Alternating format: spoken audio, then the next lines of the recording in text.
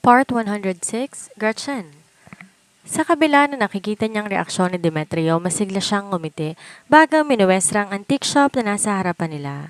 Galing ako sa loob para tumingin ng mga relics na makakatulong sa script ng palabas si Isolde Pictures na gagampanan ko. Napatingin din si Demetrio sa antique shop subalit di pa rin nagbabago ang ekspresyon ng mukha nito. Ganun ba? Sino kasama mong nagpunta dito? Natigilan siya sa tono ng pananalita ni Demetrio pero maya-maya lang, hindi niya na napigilan pa ang sariling matawa hanggang sa nauwi sa isang hagikik. Ni hindi na nga niya alintana na napapatingin sa kanila ang mga taong napapadaan. Hello mga ka-Ashlon, bitinin ko muna kayo. Mukhang may magaganap na question and answer portion. Kapag ang isang Demetrio Yamoto talaga ang nagmahal, lahat gagawin. Wala lang makahati sa kanyang asawa. Samahan natin ang mag-asawa sa kanilang formal date. Pero may mga kontrabida talagang hindi nadadala. Mukhang natagpuan na ng mag-amang Rohel at Kevin ang kahinaan ni Demetrio. Nako, magawa kayang protektahan ni Demetrio si Gretchen sa parating na bagyo? Bago pa tayo manghula ng manghula, ituloy na natin ang istorya. Pinaningkitan ni Demetrio ng mga mata si Gretchen. He was controlling himself not to burst out despite the growing emotions he felt inside his heart. Tapos tatawanan lang siya ng babae. What's funny, wife? I'm asking you kung sinong kasama mo dito kanina. You even seem so happy while talking to him. Di ka naman ganyan sa iba. Masungit niyang wika. Sa sinabi niya, mas lalo pang natawa si Gretchen. Halos mamula na nga ang mukha nito sa katatawa habang inis na siya. Porke ba mahal na mahal niya ito, nagagawa na ng babaeng pagtawanan siya imbes na seryosohin? Isa, Gretchen. Pinilit ni Gretchen na magseryoso. Ilang sandali pang lumipas bago siya tuluyang tumigil sa kakatawa at hinarap na ang lalaki. Naalala niyang makailang ulit na siyang nakaramdam ng selos dito at kay Bianca. Ngayong nalagay ito sa kaparehong sitwasyon, he must have felt how she felt at gaya nito, masaya siya na nagsiselos ito. Umangat ang sulok ng kanyang labi at mapanuksong ngumiti. Nagsiselos ka ba? Mapang-asar niyang tanong. Sarkasiko namang natawa si Demetrio bago taas noo siyang tiningnan. I am not. Nagtatanong lang ako. Naghibit balikat naman siya. Kahit hindi nito aminin, halatang halata naman na nagsiselos ito. Okay, sabi mo eh. Ani at nagsimula ng maglakad. Agad namang hinawakan ni Demetrio ang kanyang braso, saka siya hinarangan. Where are you going? Maglalakad-lakad lang. Maaga pa naman para umuwi. Kaswal niyang sagot. And you're not gonna answer me kung sino yung lalaking kasama mo? Hindi makapaniwala nitong tanong. Bakit ba? Hindi ka naman interesado sa kanya, di ba? Mariing napapikit si Demetrio bago nagpakawala ng isang malalim na buntong hininga. Okay, I'm jealous. So what? I have all the right to get jealous. Asawa mo ko. Now tell me, sino yung lalaking kasama mo kanina? Bakit mukhang ang sweet ninyong dalawa? You even cannot stop giggling like a teenager. Humalukip-kip si Gretchen bago mapanghamong tiningnan si Demetrio. Bakit? Anong gagawin mo kapag sinabi ko kung sinong lalaking yon? Ilang sandaling nalahimik si Demetrio bago mo ring nagsalita. I will try not to do anything but that depends on your answer. Now you have to tell me the name of that man. Sino siya? Hinawakan ni Gretchen ang kamay ni Demetrio bago masuyong umiti. Huwag kang mag-alala, isang kaibigan lang kasama ko kanina. Kung gusto mo siyang makilala, pumunta ka sa Isolde Pictures bukas. Labagman sa loob ni Demetrio na hindi siya sinagot ni Gretchen sa tugon na nais niya, wala na siyang nagawa pa kundi ang tumango. Isa pa kahit ayaw nitong sabihin kung sinong lalaking yon, he still has his own ways. Nakita niya na ang plate number ng sasakyan, kaya madali na lang para sa kanya na hanapin ang lalaki. Okay, hindi kita kukulitin kung sinong lalaking yon in one condition. Tumikwas ang isang kilay ni Gretchen sa sinabi ni Demetrio. Isang kondisyon? Yup. Otherwise, I will find that man and mess with his life. Sinimangutan niya sa Demetrio. Okay, anong kondisyon ba yan? You have to come with me tonight. Let's have a formal date. Umawang ang mga labi ni Gretchen. Formal date? Yup. We have dated some time ago but those times ikaw ang nagdedesisyon kung saan tayo pupunta. I guess it's my time to take you on a date where I will decide on everything. Isa pa, hindi pa tayo nakakapag-date magmula na maging official itong relasyon natin. Bahagyang nagulat si Gretchen sa sinabi ni Demetrio. Official? Pag-uulit pa niya. Pinaningkitan naman siya nito ng mga mata. Why? Hindi ba tayo official? I am your husband at ako na rin ang boyfriend mo. Mahina siyang natawa. Hindi ko naaalala na boyfriend na pala kita. Sa sinabi niya, kita niyang nayamot pa si Demetrio sa naging tugon niya. Agad naman siyang lumapit sa lalaki at tinawakan na magkabinang gilid ng labi nito. Okay, boyfriend, huwag ka nang sumimangot. Nagmumukha kang nakakatakot eh. Ngiti ka na. He have a date with me then, para ngumiti ako. Huminga siya na malalim bago tumango. Okay, let's have a date then. Imbes na sumakay ng sasakyan ay magkahawak kamay silang naglakad-lakad ni Demetrio habang naghahanap ng restaurant kung saan sila kakain. Hanggang sumapadaan sila sa isang ginaganap na wedding festival. Sa hindi sinasadya ay tila nahihipnotismo si Gretchen na napatingin sa mga wedding booth kung saan malayang nakakapili ang mga babae ng bridal gown para sa isang photoshoot. Napatingin si Demetrio sa naging reaksyon ni Gretchen. Kita niya ang pagniningning ng mata nito habang nakatitig sa mga damit. Maya-maya pa isang ideya ang pumasok sa isipan niya. Do you want to try? Untag niya sa pagkatulala nito. Napapitlag naman si Gretchen na magsalita si Demetrio. Isang tipid ng ngiti ang sumilay sa kanyang labi bago umiling. Hindi na. Huminga na malalim si Demetrio bago siya hinila papalapit sa naturang event. Sinubukan niyang bawiin ang kanyang kamay pero hindi siya nito hinayaan. Binayaran ni Demetrio ang tiket para makapasok sila sa loob. Nang makita ni Gretchen ang nakahanay na gown sa kanyang harapan, halos hindi na mapigilan pa ang sarili niya na subukan ang mga yon. Kahit nagpakasal na sila ni Demetrio, hindi sila nagkaroon ng formal wedding kung saan siya nakasuot ng isang wedding gown. Pinagsawa ni Gretchen ang kanyang mga mata sa pagtingin-tingin sa mga nakahanay na wedding gowns. Pakiramdam niya kumikinang ang mga yon sa ganda. Ilang sandali pa isang long fishtail off-shoulder gown ang napili niya. Agad siyang nagtungo sa fitting room para isukat ang damit. Ilang sandali pa niyang sinipat ng tingin ang sarili niya sa harap ng salamin at nilugay ang kanyang buhok bago siya lumabas. Abala naman si Demetrio sa pagsipat sa mga magazine ng mga wedding dress nang marinig niya ang pagbubukas ng pintuan ng fitting room. Tila ba nag-slow-mo ang lahat magmula sa pag-angat niya ng tingin hanggang bumungad sa kanya si Gretchen habang suot ng puting wedding gown. Wala sa sariling umawa ang kanyang mga labi nang dumako ang kanyang mga mata kay Gretchen.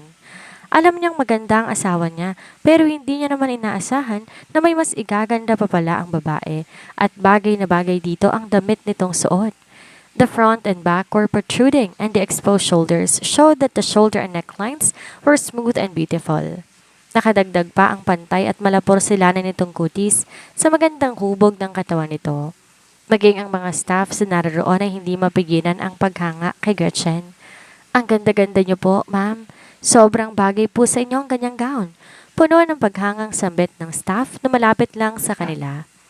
Nahihiya namang tumingin sa gawin ni Demetrio si Gretchen. How is it? Okay lang ba? Bagay ba sa akin? Sunod-sunod niyang tanong sa lalaki. Sandali pang nakatulala si Demetrio bago siya nahimasmasan. Ilang beses siyang napanunok bago lumapit kay Gretchen at inakay ang babae pabalik sa fitting room.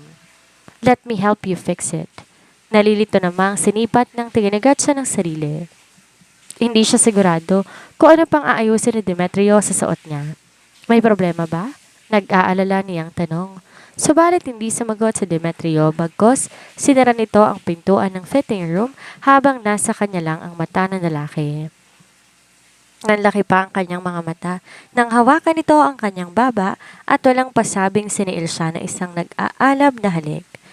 Dahil maliit lang ang fitting room, hindi maiwasan na magkadikit ang katawan nilang dalawa at sa hindi sinasadya, naramdaman niya ang matigas na bagay na dumiin sa kanyang puson. Habol niya ang hininga nang bitawan ni Demetrio ang kanyang labi. Nag-aalala siyang napasulyap sa nakasarang pintuan sa takot na baka kung ano pa ang isipin ng mga nasa labas. Ano bang ginagawa mo? Saway niya sa lalaki.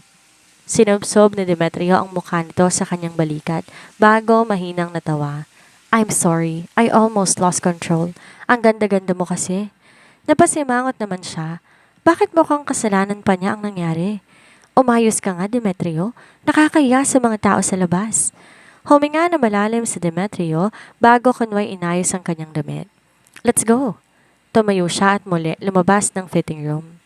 Sumubok pa siya ng 2 wedding gown matapos itong suot ang nauna. Puno ng tawa ang puso niya habang sinusukat ang mga gowns. Pakiramdam niya ikakasal pa lang siya at namimili ng susuotin niya sa pinakamahalagang araw sa buhay niya. Dahil masyado siyang nalibang ng mga gowns, hindi nila pinansin ang isang tao sa sulok ng event na abala sa pagkuha ng larawan nilang dalawa habang may mumunting ngisi sa labi nito. Ano sa tingin mo, Dad? Untag ni Kelvin sa kanyang ama. Magkasama silang nakaupo ngayon sa study table para pag-usapan ng tungkol kay Colin. Both of them are humiliated within a day at hindi man lang sila nakabawi kahit kaunti.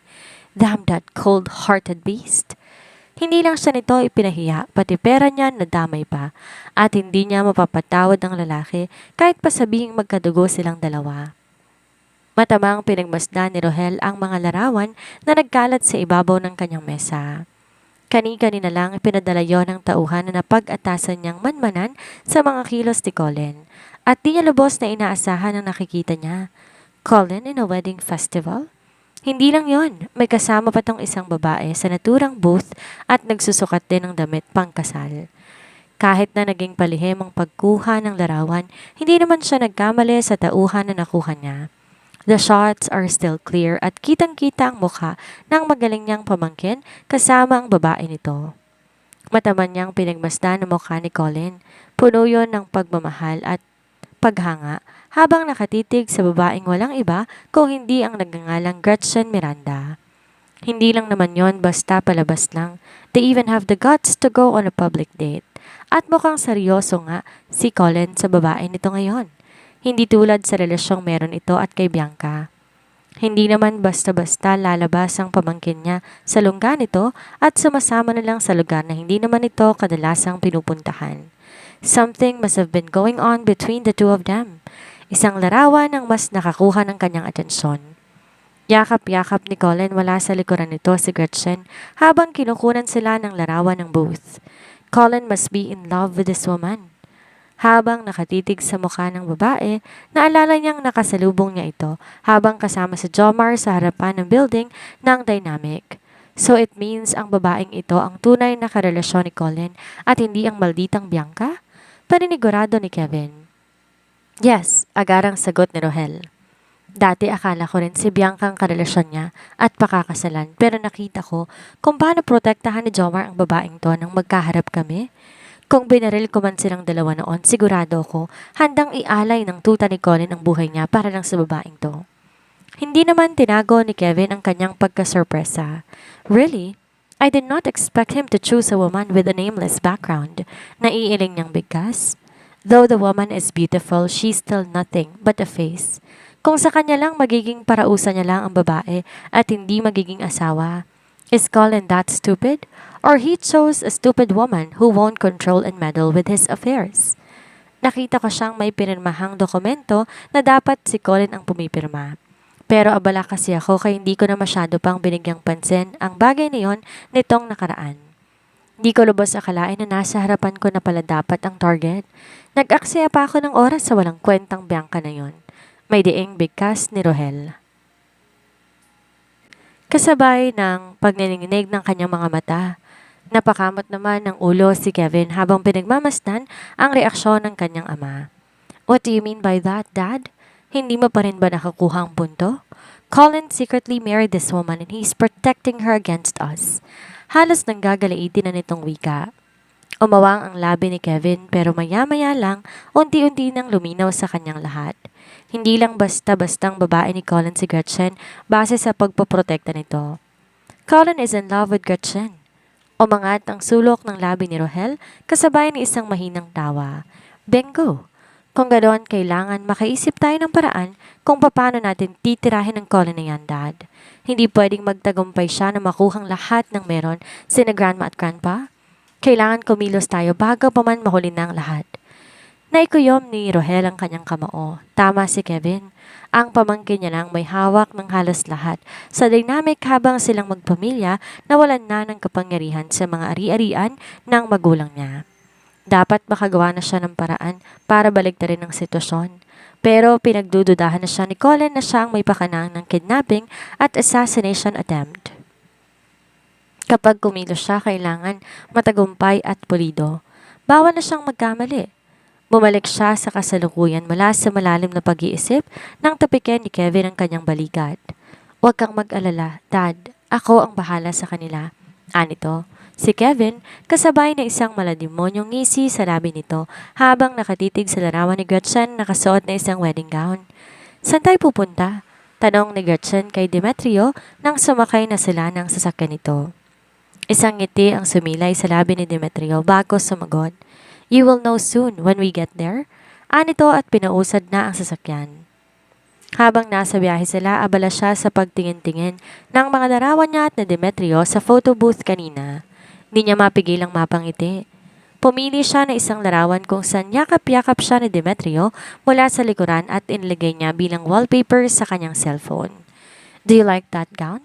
Maya-maya pa'y tanong ni Demetrio. Napalitan siya sa lalaki bago nahihiyang tumango. Baka mag-isip pa ito ng di maganda sa kanya, pero di niya naman mapigil ang sariling magsabi ng totoo. Ilang sandali siyang tinitigan ni Demetrio bago nito ay binaling ang mga mata sa daan. Umayos siya ng upo at pinili na lang libangin ang sarili sa mga tanawin na nadadaanan nila. Maya-maya pa'y kusang tumigil ang sasakyan sa isang pier. Nagtataka man, naglakas na rin siya ng seatbelt para bumaba na pero naunahan siya ni Demetrio. Pinagbuksan siya nito at inalalayan na makalabas. Agad na sumalubong sa kanya ang panggabing hangin ng dagat. Nag-angat siya ng tingin sa nagtatanong ng mga mata. Anong gagawin natin dito? Have you ever ridden a yacht before? Marahan siyang umiling. Sa sitwasyon na meron siya noon, napaka-imposible na makasakay siya ng isang yate. Napapitlag siya nang maglahad ng kamay si Demetrio. Sandali pa niyang tinitigan ang palad nito bago niya tinanggap. Magkahawak kamay silang naglalakad patungo sa unahan kung saan may maghihintay sa kanilang puti at malaking yate. Inalalayan siya ni Demetrio na makasakay, subalit unang tapak pa lang niya sa bungad ng yate, natigilan siya nang biglang may malabong anag-ag na dumaan sa utak niya. Isang batang babaeng nakita niyang masayang tumungtong sa bungad ng yate. Hindi niya makita ang mukha nito dahil nakatalikod sa kanya habang hawak ng batang kamay na isang matangkad na lalaki. Base sa nakikita niya, masayang-masayang dalawa habang nagkukwentuhan at naglalakad papasok. Ilang sandali pa unti-unti lumingon ang bata sa gawin niya. Pero bago pa man niya masilayan ang buo nitong mukha, naramdaman niya ang paghawak ng mga kamay sa magkabila niyang balikat, dahilan para bumalik siya sa kasalukuyan. Napakurap-kurap siya at nilinga ang tingin sa paligid.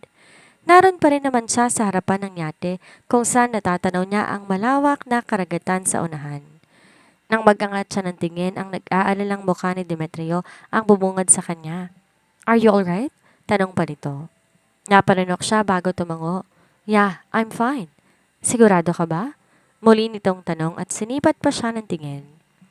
Isang tipid ng ngiti ang sumilay sa kanyang labi bago siyang umiti. Ayos lang talaga ako, Demetrio.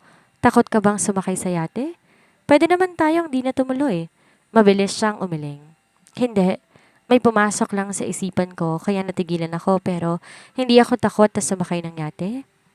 Ilang sandali pa siyang tinitigan ni Demetrio bago bumuntong hiningang tumango. Okay, halika na sa loob. Aya nito sa kanya at hinawakan ang kanyang kamay bago siya inakay papunta sa deck kung saan mas klaro ang dagat sa unahan. Maya-maya pa, nagsimula na silang maglayag.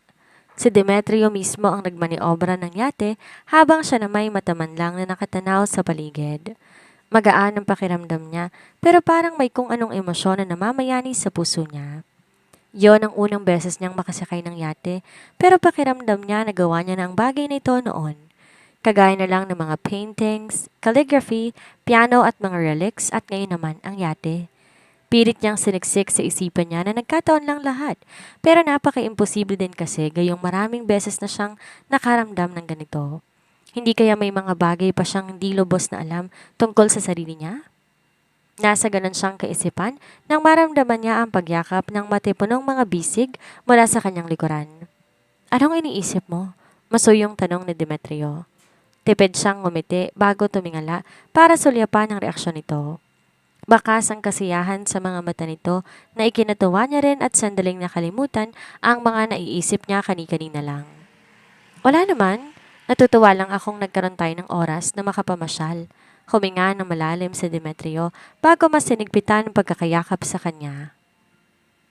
I am happy too that you are here with me. Alam mo ba, hindi ko rin inaasahan na magmamahal ako ng ganito. All I thought was I will live the rest of my life working my ass off in my company. Pero bigla kang dumating at binago mong pananaw ko. You gave me another vision in life, particularly a good one. You taught me how to be human and how to live my life in a normal way. You taught me how to smile.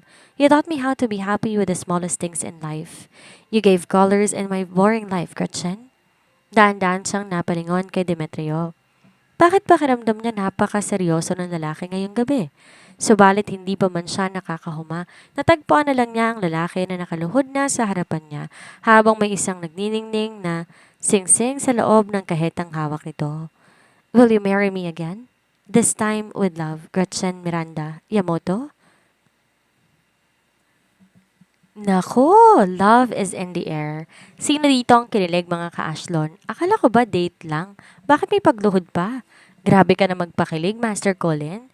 Alam nyo mga ka-Ashlon, aminin nyo.